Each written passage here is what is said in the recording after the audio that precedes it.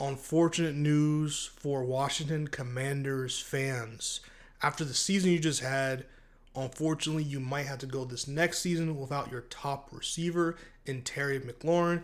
Scary Terry has officially requested a trade. So, what does this mean for the Commanders? It means you try your hardest to see if you can meet with his camp and make something happen. I understand they obviously have tried that and they clearly can't come up with terms that they're both satisfied with.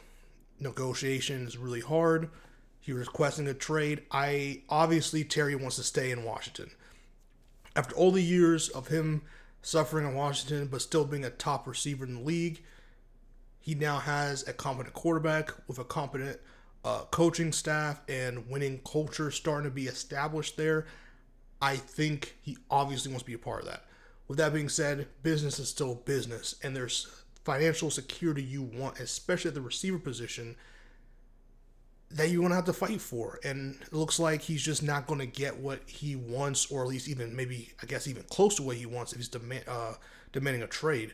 So Washington ownership has a lot to think about. They could get a good haul for Terry, but when you have a young, promising quarterback in Jaden Daniels, don't do what happened with CJ Stroud, because that could happen. And CJ Stroud had an off year, because most of the reason being one, his offensive line, but two, his receivers were all injured and gone. And you do not want to set up your young quarterback for failure by not surrounding him with competent receivers in a solid receiving core. Yes, they went out and got Debo. We do not know what they're going to get out of Debo this season. I think Debo has a mission. I think he's on a mission. I think he's going to be a very useful weapon in this offense. But Terry is very key and vital. He made amazing plays last season with Jaden. You don't want to break that up.